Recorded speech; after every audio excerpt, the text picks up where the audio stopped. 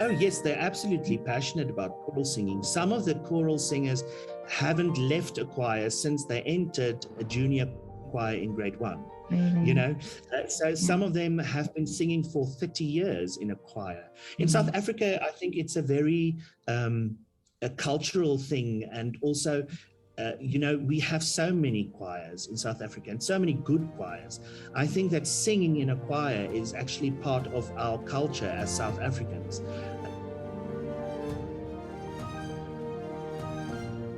Petra. Hello, Franco. How are you? I'm fantastic, and you? I'm fine, thank you. Are Good. you? Thank you for accommodating me with the time. No, that's fine. I understand load shedding. I've been to South Africa.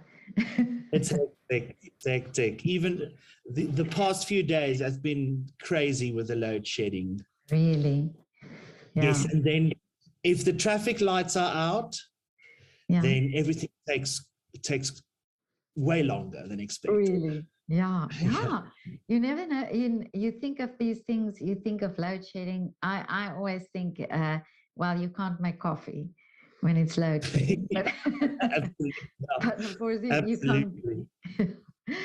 So, but tell me, where are you based? I'm in Pretoria, in Waalpadrand, Pretoria East. Oh, I see. Okay. And grew up there? I grew up in Middelburg in Mpumalanga. Yes. Oh, I see. Okay. Now tell me, you are a composer. Yes, that is correct. Composer and a conductor. And a conductor. And how did that start? Where did you start in music? Well, I've always been, music has always been a part of my life. Ever since I was a little boy, I had a passion for music. I had a passion for the performing arts. And I started from a very young age, taking piano lessons and later in my life, singing lessons as well. I was fortunate enough to have two very fantastic teachers when I was growing up in Middelburg. I started piano lessons at a teacher called Louis van Nieuwenhuizen, and he really taught me the passion for music. And then later, when he moved to London, I moved to a new teacher, Miss Esme Solms, who was a great singing and piano teacher in Middelburg. And I had music as a subject, and I sang in choirs, and I always wanted to make music my career. My grandmother was the organist in our church. Oh, I see. Okay. So there was some music in the family, some musicians in the family. Yes. My grandmother was the organist in the church, and her mother was also a very good, accomplished pianist. So it's in our blood. That's amazing. And your parents, did they encourage you always?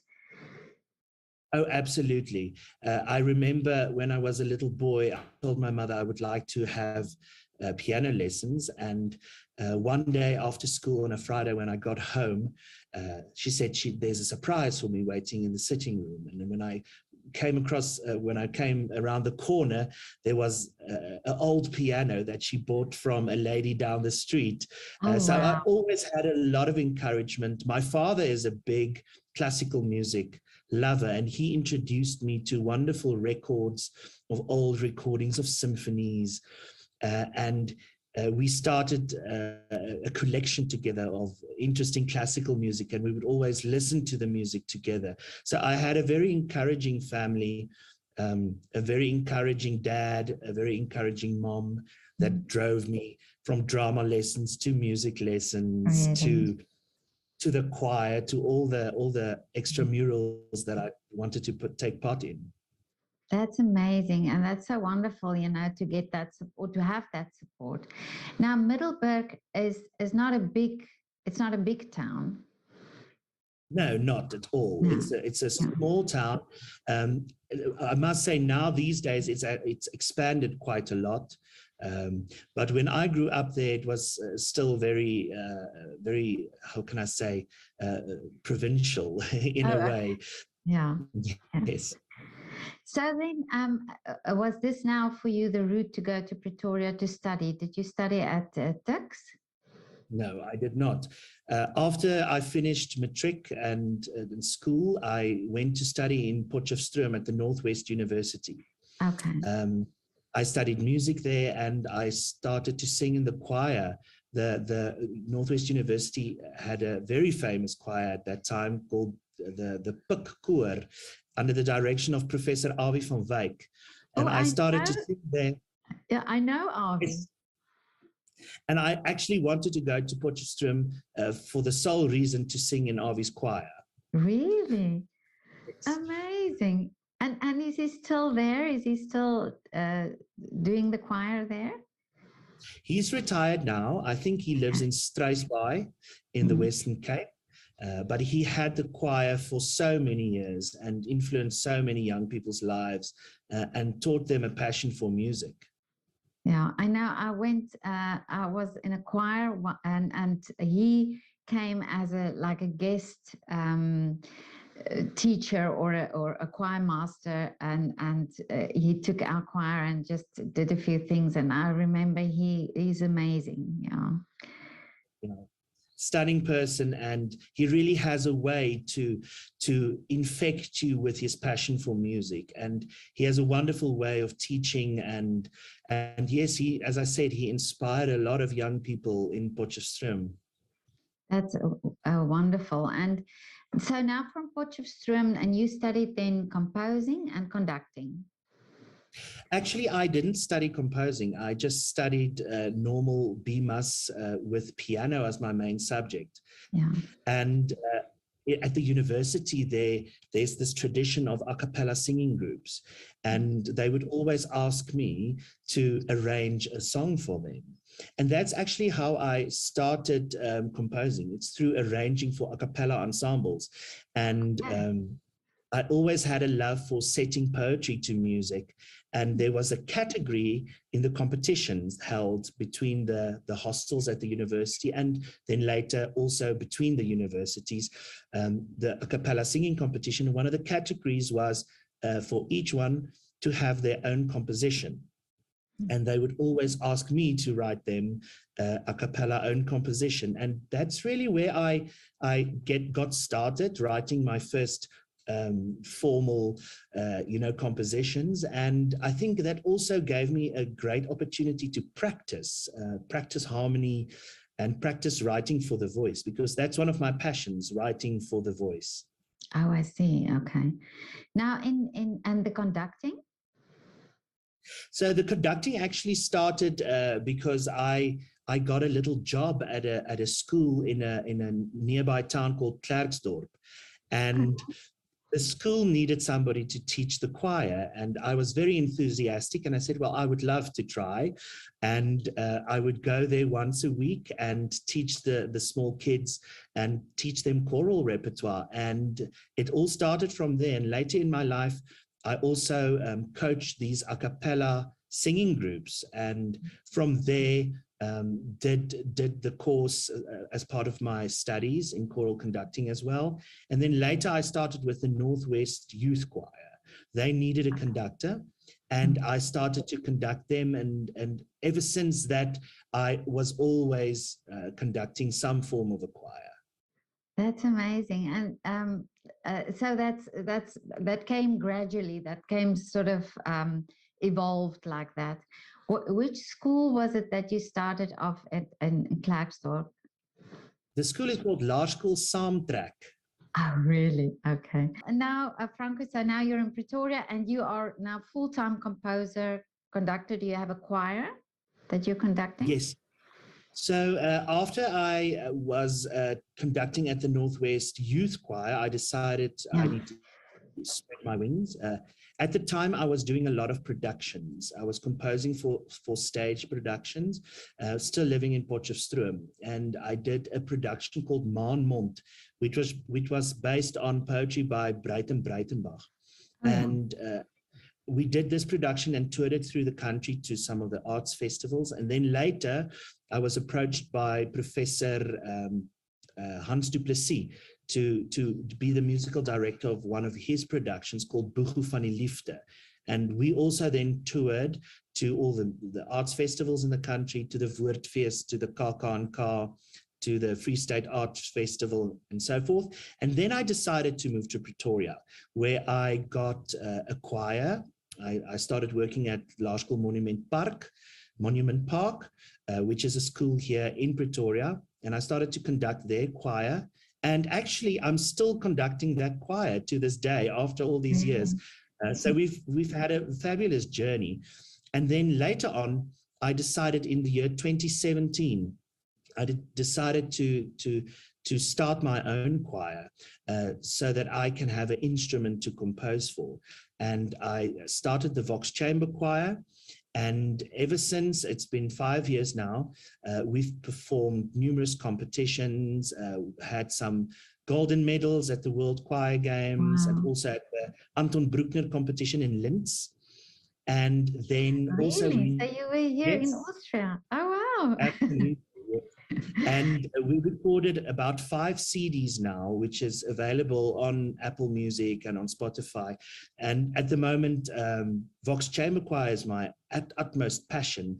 I compose music for them, and we do all kinds of projects. We did an oratorio earlier this year called Kruis van Liefde, which is an Easter oratorio. And we recorded it at the SABC studios, and it was broadcasted on RSG, the Afrikaans radio station, on Good Friday for Easter, for the Easter festival. Beautiful. And did you compose that as well? Yes. It was written in the papers, apparently, that it is the first Afrikaans Easter oratorio. I don't know how true that is, but it was a wonderful line. Congratulations. Wow. Yeah. Yeah, so that's all amazing. The music that Vox Chamber Choir performs, I specifically compose for them. Okay. So Vox is, how do you spell that? VOX, like the Latin for voice. Oh, for voice. Okay. So Vox, and the choir, who are the members of this choir? Where do they come from? Are they all musicians? So initially, I started out with only 12 singers, and they were all my friends. So I asked my friends, I have these compositions. Are you interested to perform it with me? I would love to have a few concerts and possibly record an album of it. And I had 12 very passionate friends of mine that were all very gifted singers, singing in choirs all their lives. And we did a first recording in 2017 and some wonderful concerts at the time.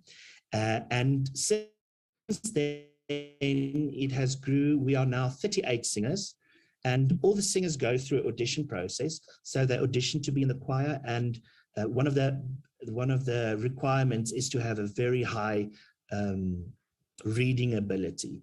So it's singers that are accomplished singers that have choral background experience, and also singers that has a good amount of sight reading ability. Oh, okay. So that, but they have day jobs. This is like a part-time thing that they do. Yes. Yeah. So some of the choir members are trained musicians that studied music and studied voice and piano, and we have a few music therapists in the choir. We have a trained opera singer or two in the choir.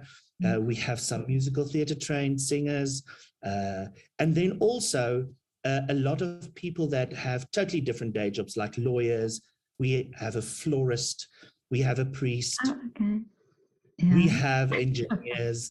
We have a pharmacist. You sorted in all aspects. Yes. We can start a Vox Chamber Choir Island, and I think we will have something of all kinds of flavors of life. A little community. To keep us going. Yes. But now in South Africa, the arts is not well funded, and not a lot of opportunity. But you have created your own projects, and you are creating your own choir. You've created your own choir. Are there many opportunities for you to perform, or what is the situation for you there? Well, it all depends what you aim at, I suppose. Yeah. With Vox Chamber Choir, we self-fund everything, so we are very dependent on ticket sales to pay musicians, to pay the venues. So none of the choir singers are paid for singing in the choir. We always take all the funds that we generate from ticket sales, and we use that to create future projects. We've been lucky enough to have some funding, specifically for the Kruis van Liefde project that was funded by the ATKV and also the South African Academy of Science and Art. So there are opportunities, but they are few and far between. And it's in these days, I think it's just wise to create your own opportunities, create your own concerts, and also to really try to be sustainable as an artist through ticket sales, which is a very difficult thing to do. Yeah, but we seem to manage it quite well. Well, it's amazing that you all do it. So basically, you do it for the love of it, and you know, you don't do it for the money. That's for sure, because you say it's not. Absolutely. Yeah.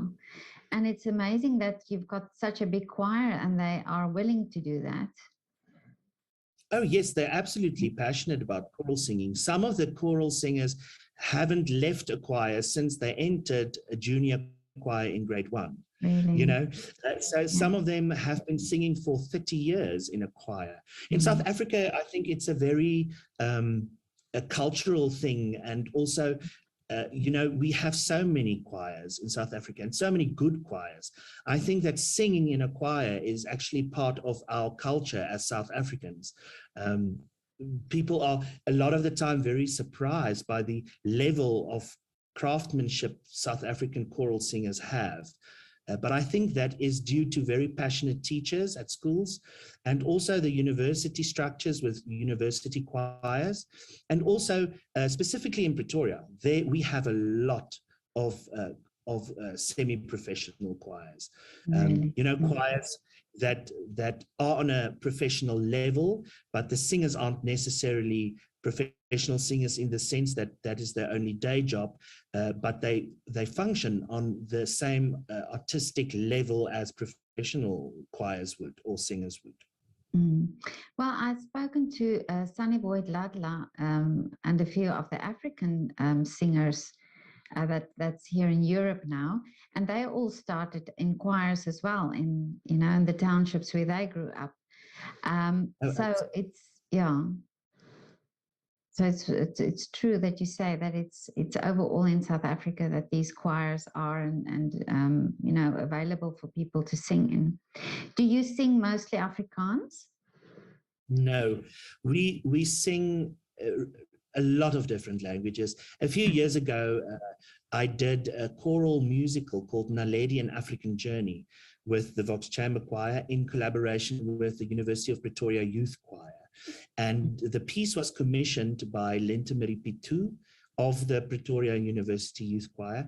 And she specifically commissioned me to compose an hour or hour and a half long choral story, a choral concert with a storyline, specifically in all the official South African languages. And I must say it was a very special learning process for me, and a way for me to bond and to really connect with artists from all walks of life in South Africa. I collaborated with traditional African storytellers. I collaborated with a Swati poet. I collaborated with a Venda translator. I collaborated with wonderful people in all these languages. So the piece was written in all the South African languages. And it was a wonderful experience. Yeah, but how also tend to, Sorry. No. I also tend to compose a lot of music in different South African languages. I find when I write something specifically for a choir, there are always people of diverse backgrounds in a choir. And I think it's such a wonderful way to be inclusive and to include and to build a community through singing if a composition features 3 or 4 languages. For example, we are doing a piece now called Cantate Modimo. Modimo means God in Setswana. And the piece starts off with the creation of the world, sung in Setswana from the Bible. And the second movement starts with God breathing life into the nostrils of Adam. And that is sung in Latin. And then suddenly the piece continues in Afrikaans, where God gives Adam and Eve, tells them to look after the garden that he's given them. And then suddenly we go into isiZulu. And then later on in the piece, it's sung in English, where there's a plea. And before this plea, Egypt is being destroyed, again in Latin. And then later on, we end the piece in the English language, where there's a plea for unity and love between people. And the whole piece then ends with a conglomerate of these languages, which is such a beautiful symbol for me of diversity and unity. Yeah. And I think it's a wonderful tool in South Africa, because we are privileged to have these wonderful languages to learn from each other through choral music. Yeah, of course. And a language is such a when you connect with people on their language, it's almost as if there's a connection, a different connection, and I think it's so important that you are able to do that.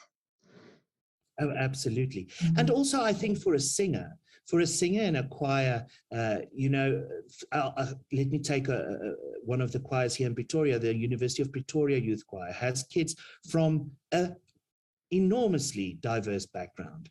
But then suddenly for a child to sing in their mother language, and another choir member has to then learn from you, it also validates that singer and makes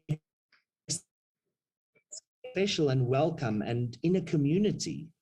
Yeah, that's so true. That's so true. And this almost this acceptance of one another then as well, an understanding of one another. Yes. What is the situation? How do you see the situation for in the education system for music teaching? Do you think there's enough being done for teaching music in South Africa? That's a very difficult question, because I think it all depends on what school you look at.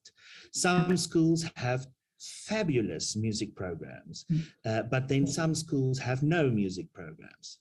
I think a lot of choirs still do have an active choral tradition, which is something to be proud of and something to hold on to.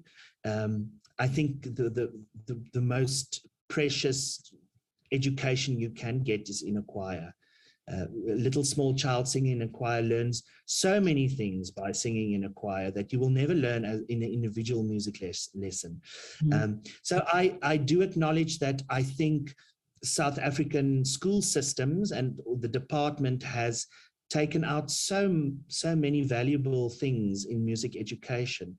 But then again, there are very passionate teachers that still try to keep music education alive, and also very passionate choral teachers that keeps this choral tradition alive in our schools.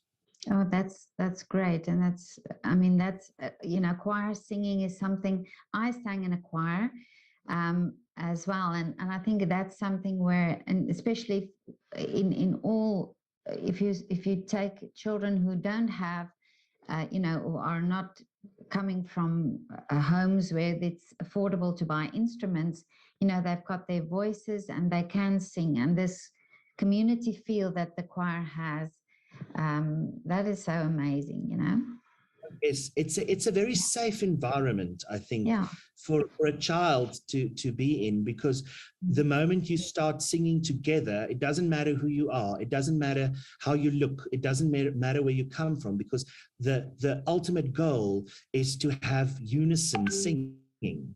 And isn't that a beautiful metaphor? and I think it's a safe environment for a child to be themselves in, Yeah. to create sound from your body. I think is one of the most scary things to do in front of other people, but yet in a choir, that is all you do. And I think that's such a great way to be accepted for who you are. The sound that you create blends with the other sounds, and that becomes one. I think that is a beautiful metaphor and a beautiful thing for a child to learn from a very early age, that sense of community and belonging through choir music. Yeah. Well, my choir teacher was Annemarie van der Walt, and I just have to say that she was such a wonderful choir teacher, and we all were in the choir together. We all have such a, I think, a bond with each other, because you still think of those times and the things we did together as the choir. So you're absolutely right. That's such a great experience for children to have. But now tell me, Franco, I want to know, what is your choir? What do you wear? What is your uniform, or your choir? What do you call a choir uniform?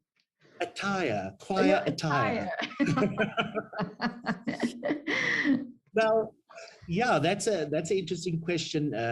We perform in concert black, so all the men, we have a black suit, a black bow tie, and white shirts, and we have a very special piece of art that was created specifically for the choir by opera singer Magdalene Minnaar. That we wear on our blazers, and then the ladies have all freedom to wear their own black design dress, or the dress that they choose, that they feel comfortable in, because I also feel that it's very important for a singer to feel comfortable. When you are comfortable, you are able to perform optimally. So the girls have their formal black choir dresses that they can choose themselves to fit their body most comfortably. And then we have specific earrings also designed by Magdalene Minnaar. Her brand is Magogo Africa. And it's wonderful jewelry, custom-made jewelry by soprano Magdalene Minnaar. And it's wondrous, colorful, large earrings that the ladies wear. And we call them the Magogos. Oh, really? Oh, that's so because nice. Of the brand. Yes, yeah. Oh, that's amazing. I'm going to put the link of, does she have a website or something where that can be seen there? Absolutely. She has a Instagram page, so I will send you that later so you can also post the link. You're also welcome to have a look at our Vox Chamber Choir website that we have with stunning photos of the choir, our lovely, lovely outfits and magogos. Yeah, I'm going to put the link in the description of the video so that everybody can see. And where can we buy your CDs? So all our albums are available online. I have quite a few albums online. So with Vox Chamber Choir, we started with an album called South African Choral Music, Volume 1, which was not only my music, but also other composers in Pretoria, Pieter Bezuidenhout and Zander Fix compositions as well. And then our second album was called Speak to Me, which was a collection of only my compositions. And then later, we released the full album of Naledi, An African Journey. And it's a lovely experience to listen to that album because we recorded it as if it was an audiobook. So you can literally start at the first track and listen to the story being told. I narrated the story myself. It was a funny story because the lady that was supposed to be the narrator, an actress, and the traditional African storyteller, was rehearsing with us, and the night before the opening night of the concert, she had a big personal crisis, and she couldn't continue with the production, and there was nothing else to do except for me to narrate the piece myself. So it was so funny. I was conducting and narrating the performance, and people can listen to that album online on all streaming platforms, but it is as as if you are listening to an audiobook. So there's narration flowing into music and narration with underscore. So it's a lovely experience to listen to the whole story. And then after that, we've released an album called You Are Beautiful. And that was a celebration of the singers. The cover of the CD is a picture of every single person that sang on that album. And that was a celebration of the wonderful people that we have as a community in our choir. And I specifically called the album You Are Beautiful because when you conduct and you look into a singer's eyes, you sometimes look past just their appearance. It's as if there's a connection between you as a conductor and a singer, and that is something beautiful and special. So Wow. hence the title, You Are Beautiful. Oh, that's very beautiful. And our latest, Mm-hmm. oh, thank you. Our latest album is a full recording of the Easter oratorio, Kruis van Liefde, that we recorded. And then we have a few singles also. So people are welcome to browse Spotify, Apple Music, Deezer. There's a lot of things on YouTube they can listen to, but also there's some other albums that's not choir music that I've recorded, some film soundtracks, some theater pieces, installation, music for installation art, and some instrumental music that I've also composed. And that's all on Spotify? Yes, all the streaming platforms. Yeah. Wow, you are a very talented and busy man. It's good to stay busy. It's good to stay busy. These past 2 years were very difficult, I think, for all artists around the world. And I just found for me to just continue and stay busy, although there was no opportunities or projects, I just continued writing and continued conceptualizing things. You know, so being busy is sometimes a very positive thing for your soul. But has the choir been able to perform already? Because I know South Africa's lockdown has been extended so many times that, and for a long period of time. Are there any performances now for you? Yes, a few months ago, we had a very large performance in the Voortrekker Monument, which is an acoustic dream. It's a huge acoustic. It can be compared to a very large cathedral in Europe. So it's very, very fine acoustics to perform, and sometimes too wet of an acoustic, you know, we're not used to that. So we had a big concert in that space, which was sold out. So we were very thankful for that. And we have our next big concert is called Vuurbees Fire Beast, which is a creative choral expression for environmental protection. So all the music is about some form of environmental issue and exploring the human impact we have as a species on our planet and on our natural habitats. And it's an interesting concert because it's not going to be in a concert hall or in a cathedral or in a church. It is going to be 3 levels below the ground in a parking basement. Wow. And parking basements have always also a lot of interesting acoustics, you know. So that's one of the reasons we chose the space, but also we chose the space as a kind of expression of the concept of these music or the themes in the music, trying to create this post-apocalyptic feel of people in a bunker underground with this haunting choral music being performed that specifically addresses our disconnect with nature as a species. So that is coming up on the 31st of October. Oh, that sounds so interesting. And did you also compose the music for that and write? Yes. Oh, I wish I could see that.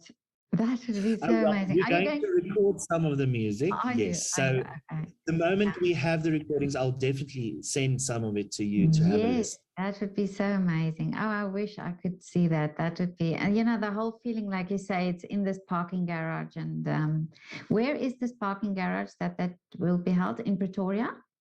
In Pretoria, in a new development in Menlyn, in the basement of the King Price building. Okay. Which is the insurance company.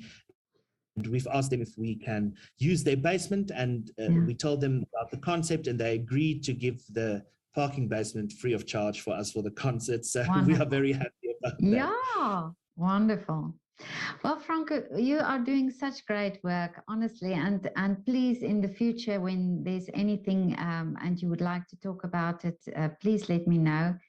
That's wonderful, and I'm really going to have a look on YouTube what your choir is doing, and keep up to date on your Instagram. I will also look on your Instagram for that.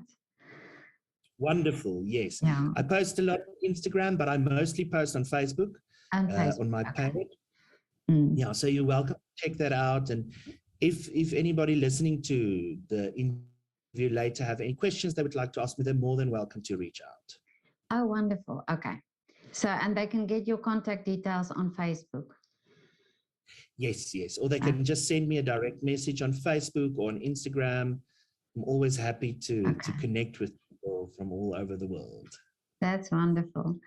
So, and when are you coming to Austria again, to Linz? Well, we were supposed to have a tour in July next year, but because it's a difficult time, we decided to postpone it with 1 year. Okay. So we will be having concerts in Vienna. At the Peterskirche, where we also started our tour the previous time. We're having concerts in Vienna, and we're having a collaborative performance with a choir in Graz called Vocal Forum Graz. Yeah. And yes, so the whole tour isn't settled yet, but we're definitely touring in the year 2023, yes. Okay. Well, you have to let me know so that I can come and listen. And when you are in Vienna, please let me know that we can meet in person. Oh, absolutely. That would be lovely. Yeah. Oh, yes. Fabulous. That sounds lovely. Okay, Franco. Mooi bly hoor. Dit heerlik gesels hoor. Lekker aand. Dankie. Bye. Bye.